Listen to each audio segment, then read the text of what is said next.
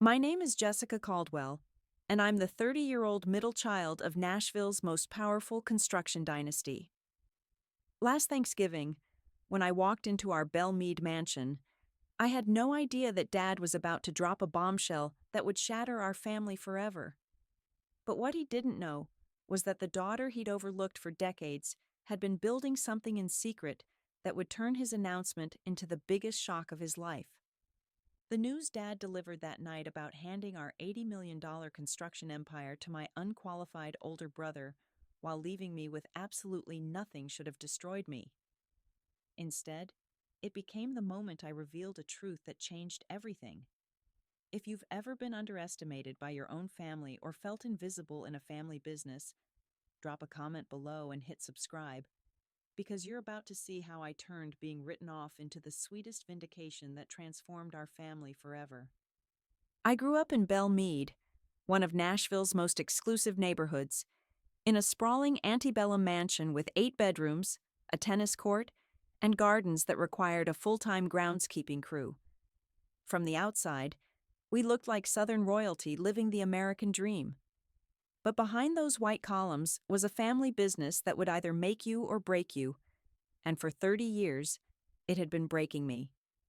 My grandfather, Robert Caldwell, founded Caldwell Construction and Development in 1965 with nothing but a pickup truck and an unshakable belief that Nashville was about to boom. He started small, building custom homes for middle-class families, but his vision extended far beyond residential work. By the 1980s, he was constructing shopping centers, office buildings, and luxury developments that shaped Nashville's skyline. When my father, William Caldwell, took over in 1995, he transformed Grandpa's regional success into a construction empire. Under Dad's leadership, Caldwell Construction grew from a $15 million family operation to an $80 million powerhouse that built everything from high-rise condos to massive commercial complexes across the Southeast. Dad's projects included the prestigious Harmony Heights luxury development, 3 major downtown office towers, and the exclusive Magnolia Creek Country Club that became Nashville's most coveted address. The Caldwell name became synonymous with quality construction and Southern business excellence. Dad never missed an opportunity to remind everyone, especially his children, that we were part of something bigger than ourselves. Every family gathering, every church function, every charity gala inevitably became a celebration of Caldwell Construction's latest triumph. There were 3 Caldwell children, each with vastly different destinies in Dad's grand plan. My older brother Brandon, 35, was the undisputed heir apparent despite possessing all the construction knowledge of a reality TV star. He studied communications at Vanderbilt, spent 4 years partying at the most expensive fraternity on campus, and somehow emerged with a business degree and an immediate vice president position at the company. Brandon's idea of hard work was showing up to construction sites in his spotless F-150 to take selfies with his hard hat, which he'd never needed for actual work. He spent more time at the country club golf course or honky-tonk bars downtown than reviewing blueprints, but Dad remained convinced he embodied the future of Caldwell Construction. Then there was me, Jessica, perpetually trapped in the middle at 30. Unlike my siblings, I inherited Grandpa's genuine passion for building and creating. I started reading construction manuals at 10 and spent my summers begging the foreman to let me help on job sites. I studied civil engineering at Tennessee Tech, graduated magna cum laude, and spent my senior year developing innovative sustainable building techniques that could revolutionize commercial construction. Yet somehow, during every business discussion, Dad's eyes would glaze over when I spoke, as if my engineering degree and hands-on construction experience were merely cute hobbies rather than legitimate qualifications for running a construction company. My younger sister Savannah, 27, completed our family triangle. She parlayed our family name into a successful lifestyle brand, becoming one of Nashville's most followed influencers with nearly 800,000 followers who couldn't get enough of her Southern Belle luxury content. She had zero interest in construction beyond using our job sites as backdrops for Instagram photos, but she never missed a chance to promote herself as a Caldwell construction heiress, while contributing absolutely nothing to our actual business operations. Mom, Patricia, came from old Nashville money and handled family conflict the way all proper Southern ladies did by smiling sweetly, offering more sweet tea, and changing the subject to safer topics like church fundraisers or garden club meetings. She played the role of supportive wife and mother perfectly, but ultimately enabled Dad's dismissive treatment of my professional capabilities by never pushing back when he ignored my contributions to family business discussions. Family gatherings at the Caldwell mansion always followed the same predictable script. Dad and Brandon would dominate every conversation with construction industry talk, discussing projects, contracts, and business strategies, while I sat silently despite understanding the technical aspects better than either of them. When I tried to contribute insights about structural engineering or innovative building materials, Dad would nod politely and say something like, "That's interesting, honey, but let's focus on the real business decisions." The dismissal stung every single time, especially because I knew my suggestions could genuinely improve our operations. I'd watch Brandon nod along to discussions about load-bearing calculations he clearly didn't understand, while my actual engineering expertise was treated like background noise. The breaking point came when I was 23, fresh out of Tennessee Tech, with honors and a senior thesis on sustainable commercial construction that had impressed my professors. I'd spent months developing a comprehensive plan for integrating green building technologies into Caldwell Construction's projects, complete with cost analyses, environmental impact studies, and projected savings that could have positioned us as industry leaders in the growing eco-friendly construction market. Nashville was experiencing unprecedented growth, and environmental consciousness was becoming a major factor in commercial development. My research showed that sustainable building practices could reduce construction costs by 15%, while attracting premium clients willing to pay extra for environmentally responsible projects. Dad finally agreed to let me present my proposal during a board meeting, supposedly as a learning opportunity. I still remember walking into that wood-paneled conference room in our downtown office, my presentation materials carefully organized, heart pounding with excitement and nervous energy. The board members, all men in their 50s and 60s, who'd been Dad's business associates for decades, sat around the mahogany table with expressions of polite but skeptical attention. 15 minutes into my presentation, just as I was explaining the long-term cost benefits of solar integration and energy-efficient building systems, Dad checked his watch, sighed audibly, and held up his hand to stop me mid-sentence. "I think we've heard enough," he said with that patronizing smile that never reached his eyes. "Jessica, sweetheart, this environmental stuff is all very trendy, but our clients want proven methods, not experimental green technology that might work." He turned to the board members with an apologetic shrug, as if my presentation had been an amusing distraction rather than a serious business proposal. "My daughter just graduated college and has all these academic ideas about changing the industry. Now let's get back to discussing the Riverside Plaza project timeline." The humiliation burned through me as I packed up my charts and projections while they moved on as if I'd never been there. That night, staring at the ceiling of my childhood bedroom, I made a decision that would change the trajectory of my entire life. I would leave Nashville and the family business behind. I would build something of my own, something so successful that even Dad couldn't dismiss it. 3 weeks later, I moved to Austin, Texas, with $3,200 in savings and nothing else. My parents assumed it was just a rebellious phase, a temporary tantrum that would resolve itself once I realized how difficult the real world could be. "She'll come crawling back when her money runs out," I overheard Dad telling Mom during one of our increasingly rare phone calls. "The construction business isn't for idealistic little girls with environmental fantasies." Those first years in Austin were brutal beyond anything I'd experienced growing up in privilege. My tiny studio apartment in a questionable neighborhood cost nearly my entire monthly budget. I survived on generic ramen noodles and gas station coffee, working 70-hour weeks first at entry-level engineering firms, then as a freelance consultant for small construction companies that couldn't afford full-time engineering staff. Every dollar I could save went toward building my own company. I created Meridian Holdings under the professional name J.C. Morgan, deliberately choosing initials that could belong to anyone while completely disconnecting my success or failure from the Caldwell name. I wanted to prove myself entirely on merit, without any association with my family's established reputation in the construction industry. I started small in Austin, taking on custom engineering projects for residential developers who needed sustainable design solutions but couldn't afford the big firms. My breakthrough came when I developed a proprietary modular construction system that used recycled materials and renewable energy integration to cut building costs by 20% while exceeding LEED certification standards. It was essentially an evolution of the same sustainable construction concept I'd pitched to Dad's board years earlier, refined through real-world experience and market testing.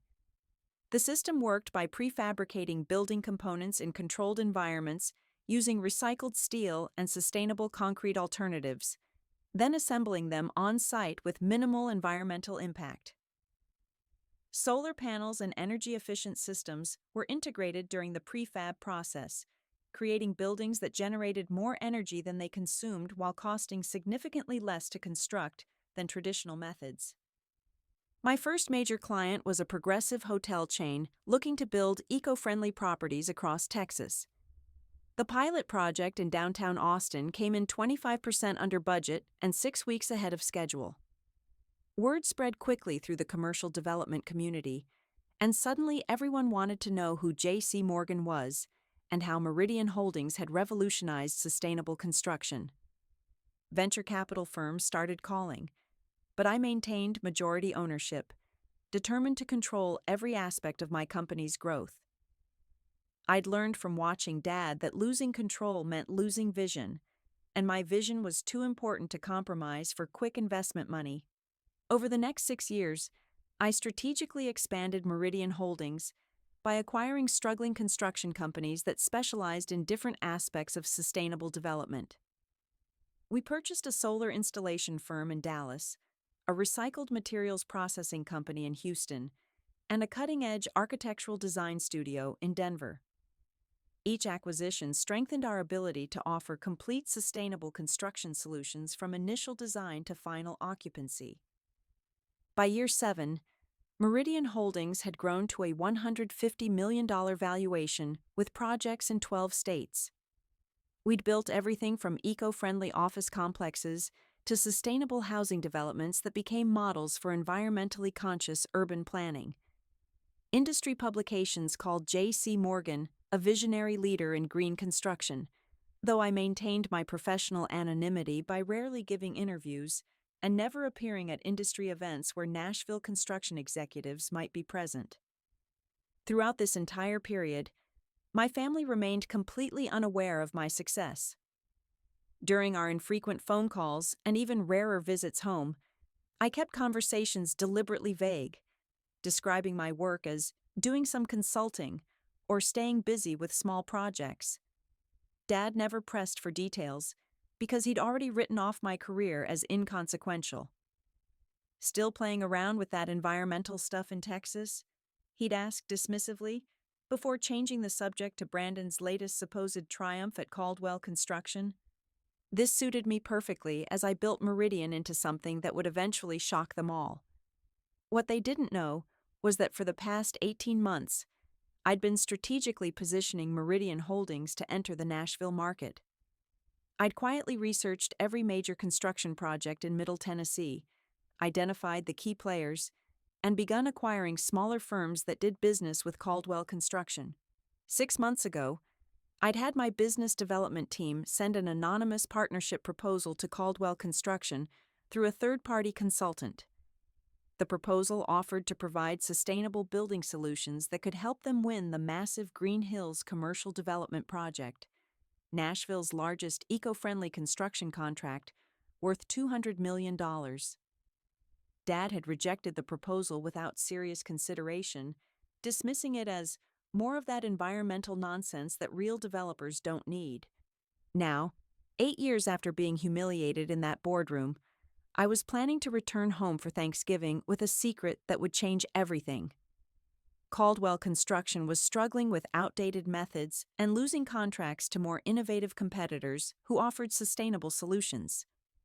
Dad didn't realize it yet, but his daughter, who he dismissed as an environmental idealist, had become exactly what his company needed to survive in the rapidly changing construction industry.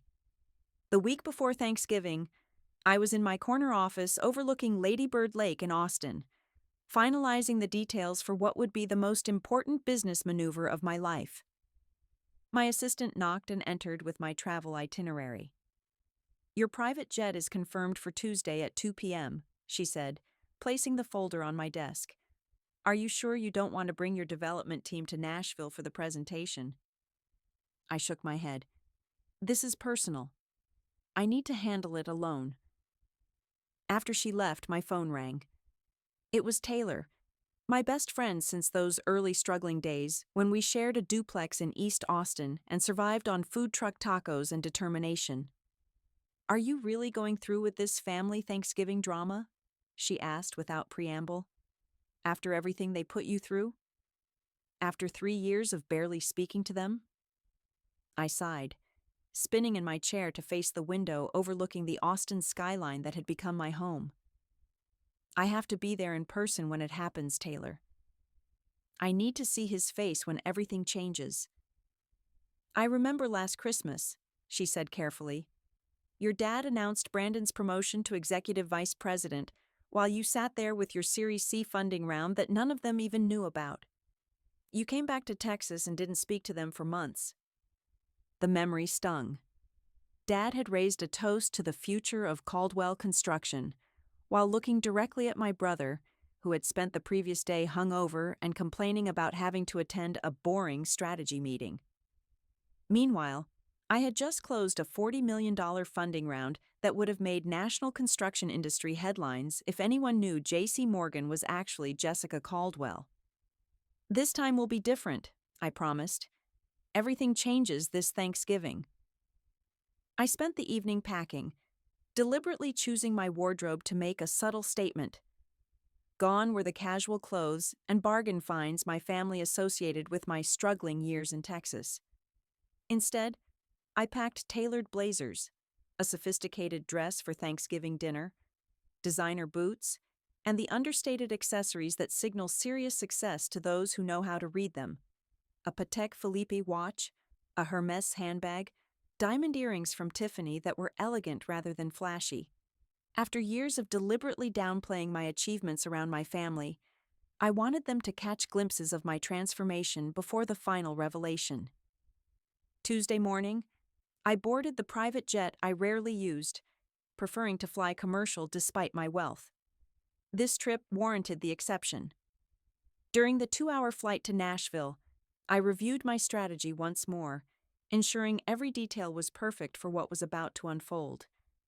The irony wasn't lost on me that for years I had flown Southwest Airlines to Nashville, cramming into middle seats and paying for my own drinks, while building the empire that now allowed me to arrive in style.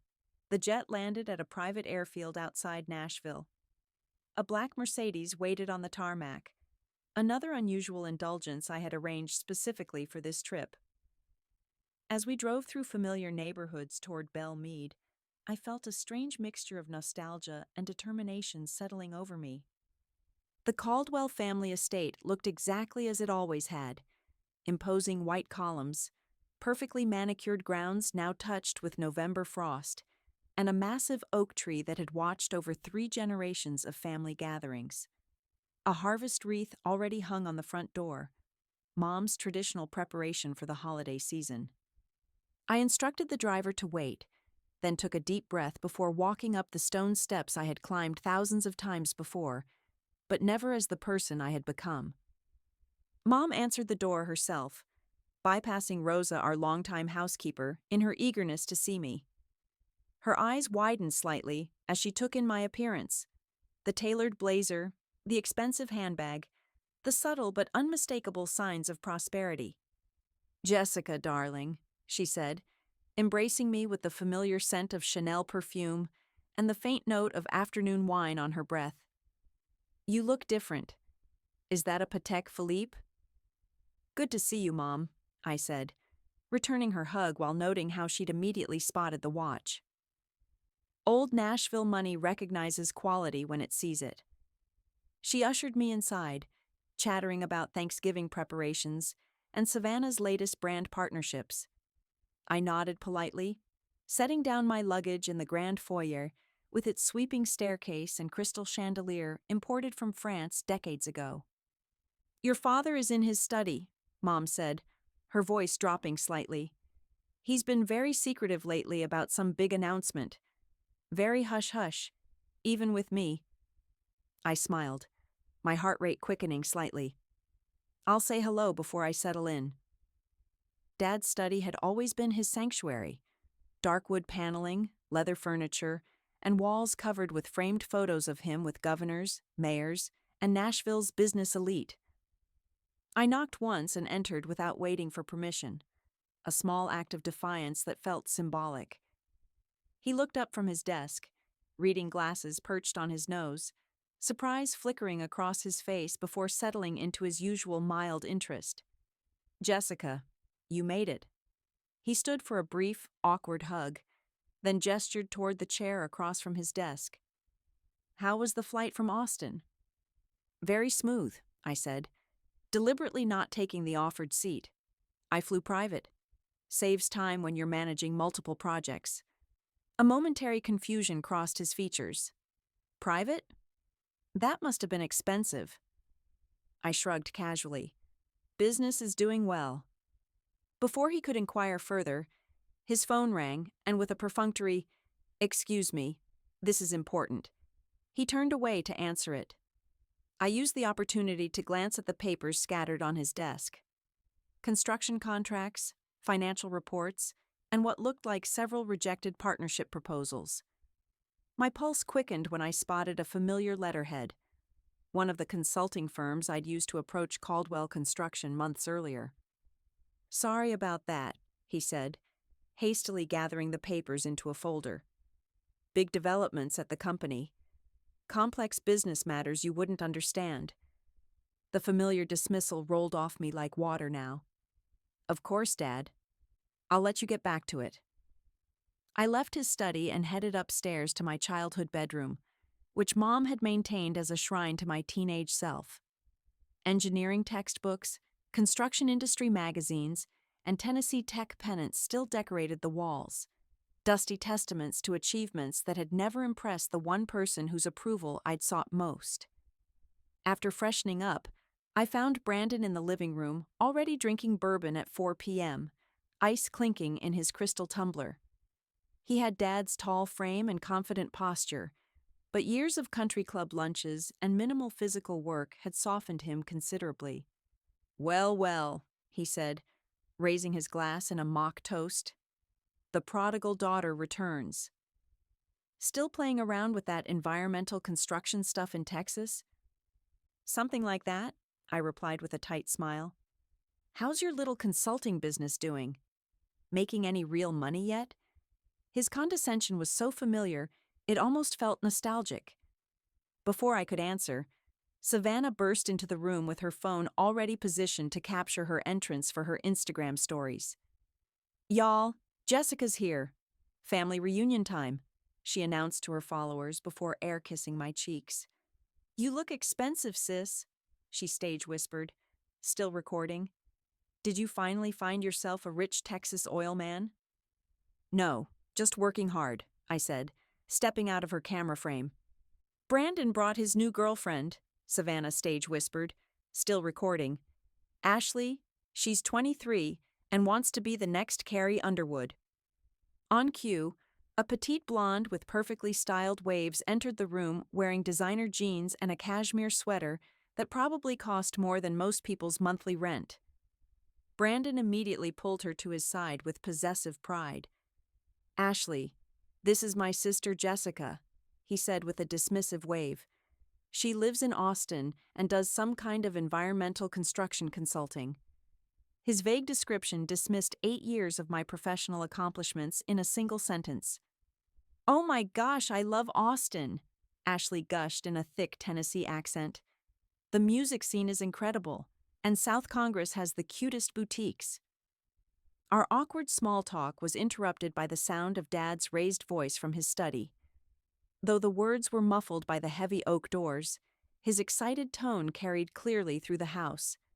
"Yes, absolutely. Tomorrow, after dinner. This is exactly what Caldwell Construction needs to secure our future," his voice boomed. "The board is unanimous. We're moving forward with the succession plan." I excused myself to the kitchen, needing a moment alone before the evening's festivities. Rosa, our housekeeper of 25 years, was preparing vegetables for tomorrow's feast, her efficient movements a comforting constant in a house that had always felt emotionally chaotic. "Miss Jessica," she smiled warmly, looking up from the sweet potatoes she was peeling. "It's so good to see you. You look well. Austin agrees with you." "Thanks, Rosa.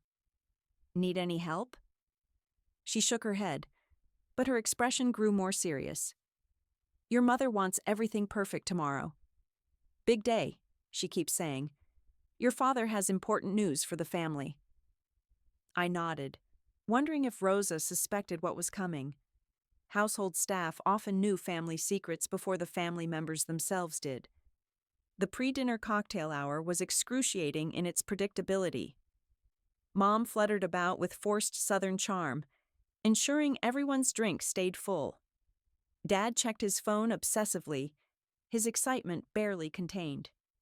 Brandon regaled anyone within earshot with stories about his latest golf tournament at the country club, while Ashley filmed everything for her TikTok account, hoping to capture content that might go viral. Savannah documented the entire evening for her followers, providing running commentary. "Y'all know I love family time at the Caldwell Mansion. Tomorrow's Thanksgiving is going to be extra special. Daddy has some big announcement planned." I sipped my wine slowly, observing the family dynamics with new perspective. No longer the hurt daughter desperately seeking validation, but a successful businesswoman about to fundamentally alter the power structure of this entire family. The anticipation was almost unbearable. As the evening wore on, Dad's behavior became increasingly unusual. He kept disappearing into his study for hushed phone calls, returning with barely suppressed excitement. During one of these absences, I overheard him speaking to someone about finalizing the transition and securing the legacy. "Dinner's ready," Mom finally announced, her voice carrying a nervous edge that suggested she knew tomorrow would bring significant changes to our family dynamic. As we moved toward the formal dining room where the Caldwell family had gathered for holiday meals for 3 generations, I took a deep breath. By the time dessert was served tomorrow, nothing would ever be the same. The daughter they'd overlooked and dismissed was about to become the most important person in the room, and they had no idea what was coming. The Caldwell family Thanksgiving dinner had always been a formal affair, and this year was no exception. The massive dining room table gleamed under the light of the antique chandelier, set with the spode china that only emerged for special occasions. Sterling silver candlesticks held ivory tapered candles, casting warm light over the autumn centerpiece of pumpkins, magnolia leaves, and persimmons that Mom had undoubtedly ordered from Nashville's most expensive florist. I noticed with familiar resignation that I'd been seated at the far end of the table, as far from Dad at the head as physically possible. Brandon occupied the place of honor at Dad's right hand, with Ashley beside him, while Savannah sat to Dad's left. Mom took her traditional position at the opposite end, with me beside her, symbolically separated from the inner circle of family business by the length of polished mahogany between us. Rosa and the kitchen staff brought out course after course: butternut squash soup with sage cream, harvest salad with candied pecans and dried cranberries, and finally, the turkey. a massive 28-pound bird, roasted to golden perfection and surrounded by all the traditional Southern sides.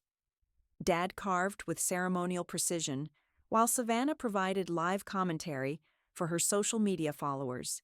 And here's Daddy carving the turkey, just like his daddy before him, continuing the Caldwell family tradition of excellence in everything we do.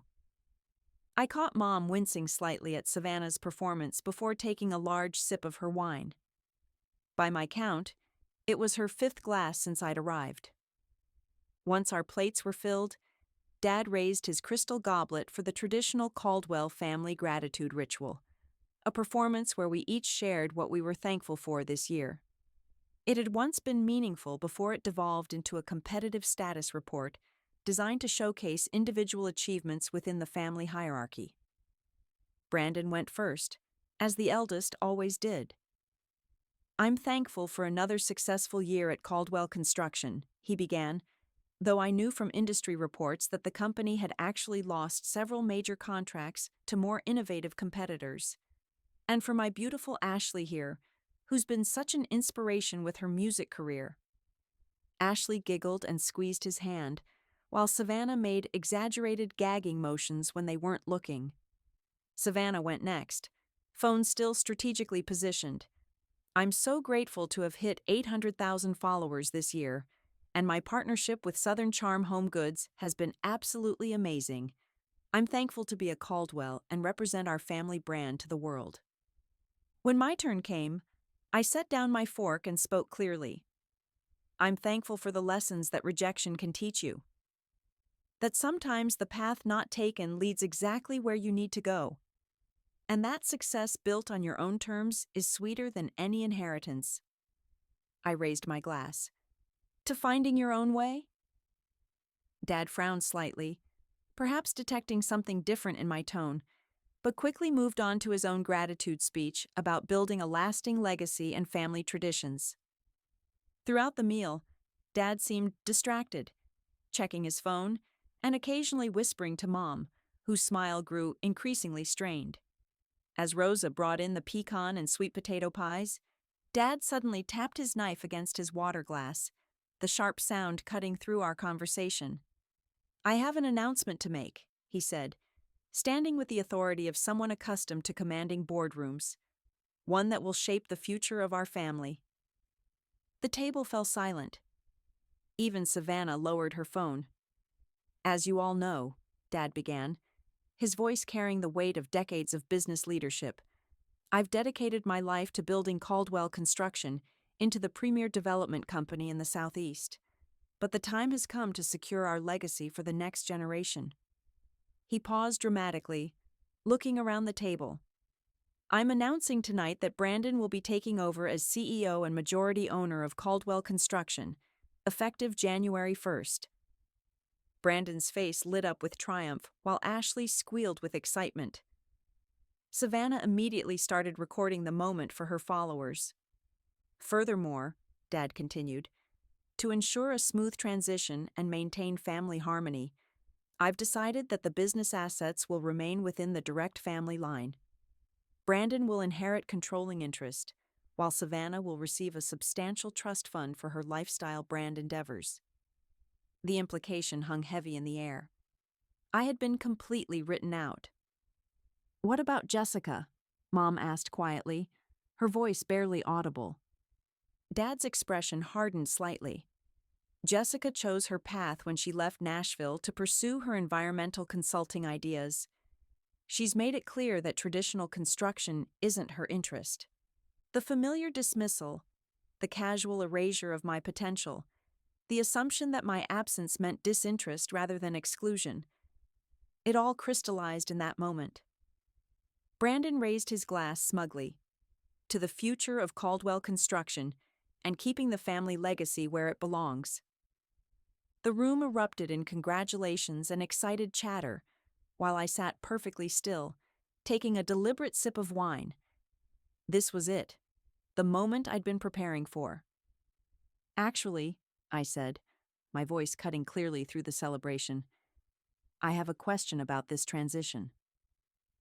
The table gradually quieted as everyone turned toward me. What's the plan for winning the Green Hills Sustainable Development contract?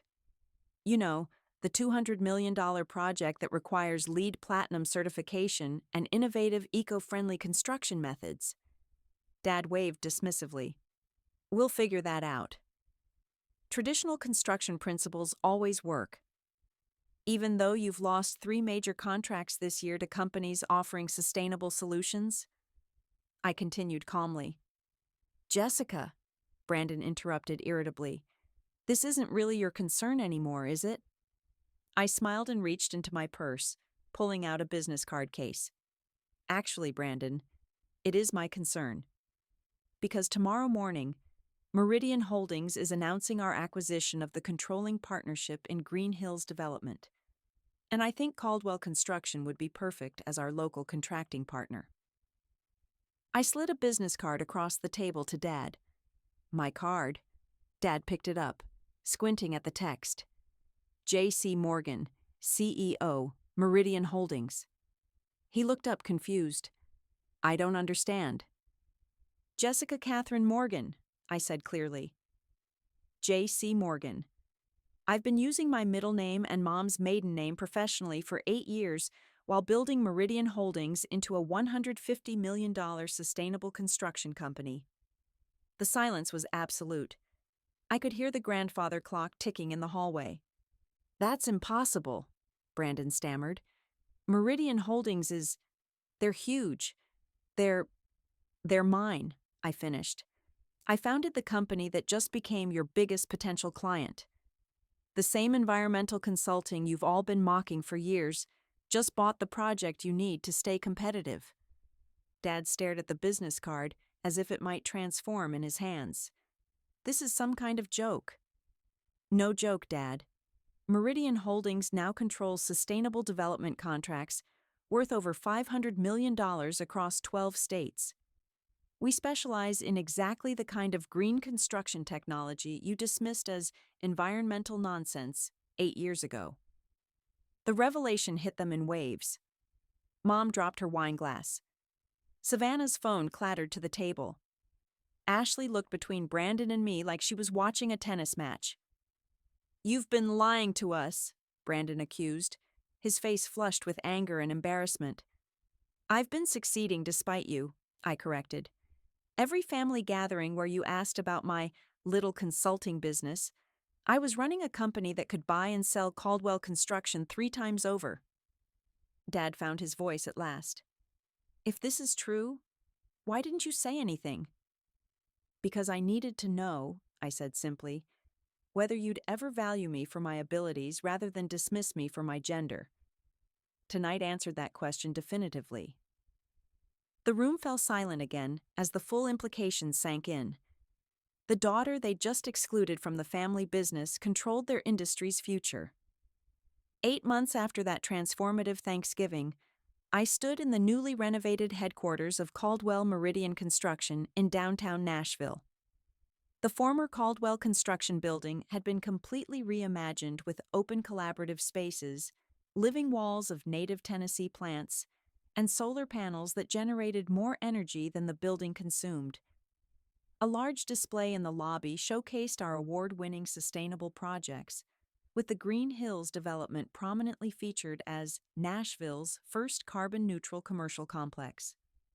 My role as CEO of Meridian Holdings meant I now split my time between Austin and Nashville, overseeing what had become the Southeast's premier sustainable construction partnership. The transition hadn't been smooth, but it had exceeded every projection I'd made.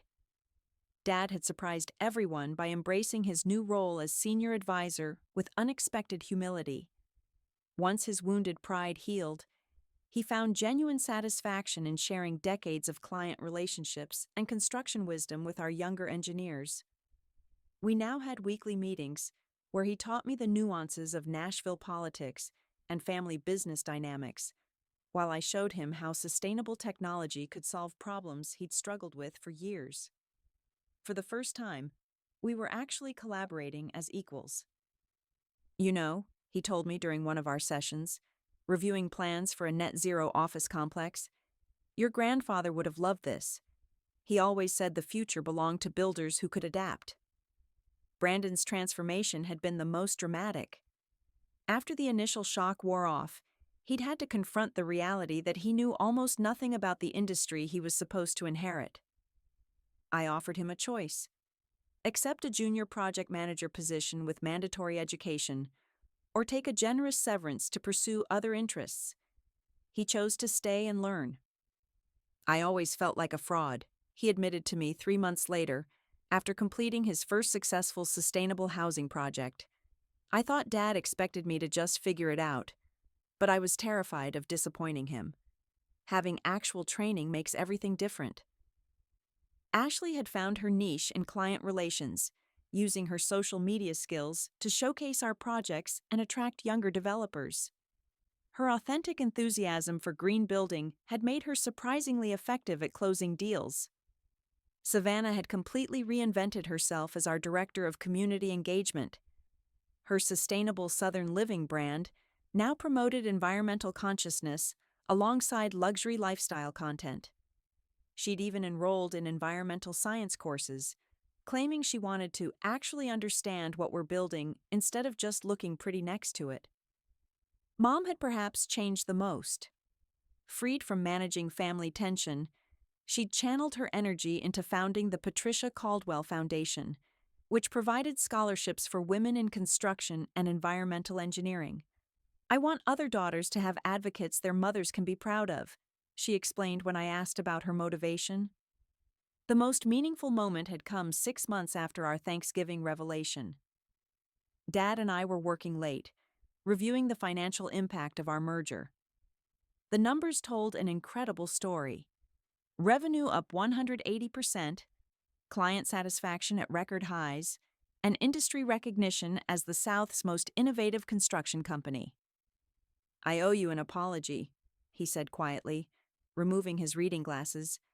I was so focused on preserving what we'd built that I couldn't see you were trying to help us evolve. I nearly destroyed everything because I was too proud to listen. The simple acknowledgement healed wounds I'd carried for decades. Not because I needed his validation professionally.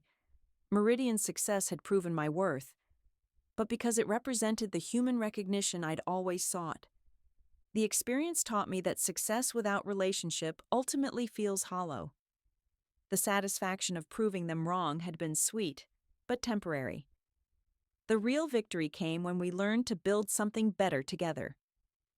Looking around our office, watching traditional craftsmen collaborate with environmental engineers, I reflected on how complex the journey from revelation to reconciliation had been.